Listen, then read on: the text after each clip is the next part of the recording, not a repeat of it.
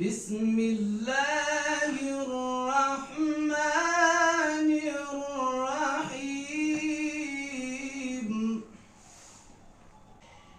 إذا جاء نصر الله والفتح ورأيت الناس يدخلون في دين الله أفواجا